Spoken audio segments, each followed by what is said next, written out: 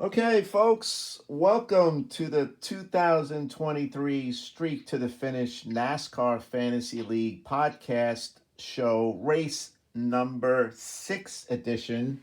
We have third year GM, Mr. Eric's Erupting Engines 2021 co owner champion of Danny Hamlin. Welcome to the show, Eric. Thank you for having me. It's a pleasure to be here. All right, let's get right to it. Big win. Tyler Reddick wins the road course race in Austin, Texas. Huge win. He was in top five all day. You beat Amanda's Girl Power. Kyle Larson, tough opponent. What are your thoughts on that race? Outright checkered win. It was a dominating showing from Tyler Reddick. Once they said he was starting on the outside pole, starting second, I was excited. He had the fastest practice lap before qualifying, so I knew there was a good shot.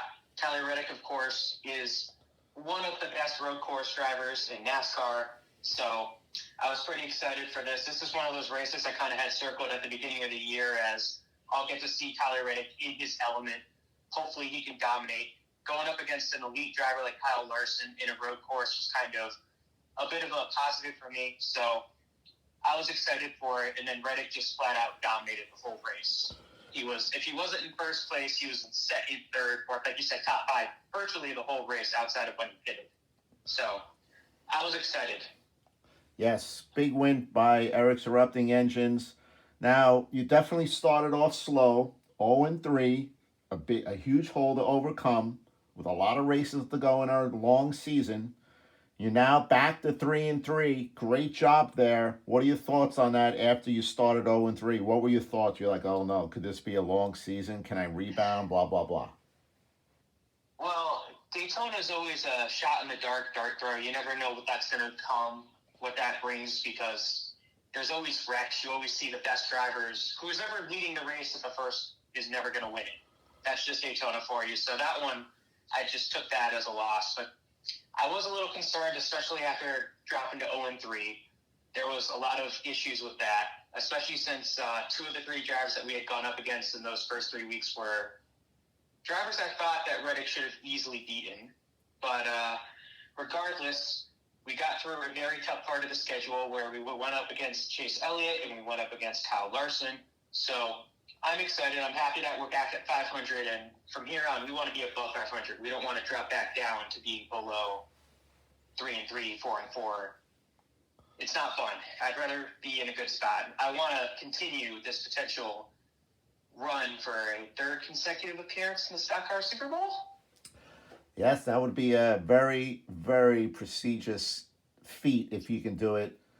So, Eric's Erupting Engines, we have a question from Elizabeth in Freehold, New Jersey. She wants to know if you ever thought of having another co owner along with you down the road, or would you ever consider um, exercising your options to be an assistant advisory role to the commissioner in NASCAR Fantasy? For in short, yes to both of those questions. For the potential of adding a co-owner in the future, of course, I would have to contact Mary Ellen, get approval of the person with their background and everything like that. But it comes down to, of course, how serious they are. If they would just be, oh, yeah, I want to join, and then they don't do anything from here on. It wouldn't be a good partnership if I'm doing 99.9% of the work. But it wouldn't be an issue as long as they pass the league's approval, as long as they get Mary Ellen's approval, as long as they pay their insurance fee and everything like that. As for an advisory role for the commissioner, that is something I would definitely be open for doing. It's always fun to be involved in decision-making and everything like that, and working with a commissioner such as the one that runs Streak to the Finish is always fun. He's a good commissioner, and I enjoy working with him. I enjoy being in his league. Okay, then. Excellent. We'll take that under advisement. Mary Ellen might contact you tomorrow after her coffee break at 9:02 a.m. That's when she gets in. She goes right to the coffee machine.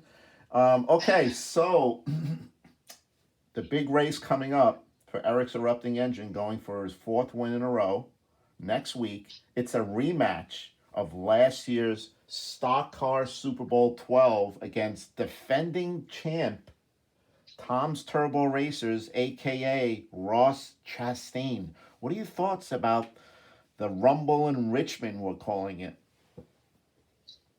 Well, Reddick and I don't like watermelons, so we'll be more than happy to ensure that Chastain doesn't smash any watermelons at the end of the race. And I know that Mr. Denny Hamlin will gladly help with that as well. So it's going to be fun repeating in the place that we lost to Tom's Turbo Racers in the Stock Car Super Bowl, going up against him.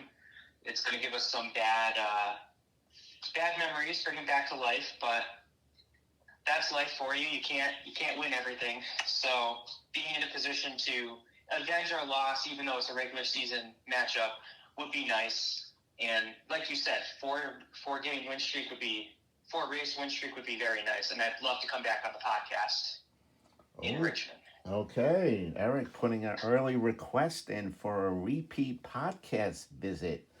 Okay, so Eric's Erupting Engines, it's race 7 coming up in Richmond. Is there anything that you would like to trash talk, maybe over your good friend Patrick, that you were on the podcast first before him, or you have a better record than him, or is there anything that you want to say to a Pacific GM, or anything on your mind about the Streak to the Finish NASCAR Fantasy League? Well, I'd like to give a shout out to New Era Racing, who picked Christopher Bell and was talking a lot of trash about Christopher Bell, saying Bell's going to win a race before. Really? Reddick. I didn't know that. Yes, New Era Racing was very excited about Christopher Bell, so I'm just going to say first Toyota here in victory, second Toyota of the year to win, but first one of the two of us to make the podcast. Very happy, and now I'm back at the record with you at 3-3, tied in the division. So I have that race circled when we go up against him. And as for Mr. Patrick's pedal to the metal, I mean, he's in a position where he picked an interesting driver, and he's going to most likely be on the outside looking for the playoffs. Oh. So there's not too much to really say for him, but you never really know. He's not afraid to make moves. I mean, we've seen him before pick up drivers like, I believe it was Danica Patrick for some reason at one point in time. So he might be willing to make moves to pick up other drivers that no one's heard of. Eric doing a little trash talk on Monday evening, getting ready for the curbside trash pickup. I love it. Big time. All right, Eric. It'll be my only time here this year. Might as well have some fun. You got to enjoy it while you're at the podcast. All right, Eric's Erupting Engines, thank you for joining the show. And this will be broadcast to millions of people, of racing fans throughout the world. They can watch it, get into our racing league. And thank you once again, and have a good night. And good luck next week against the defending champ. Thank you for having us, and thank you for the luck. Good luck to you as well. Thank you.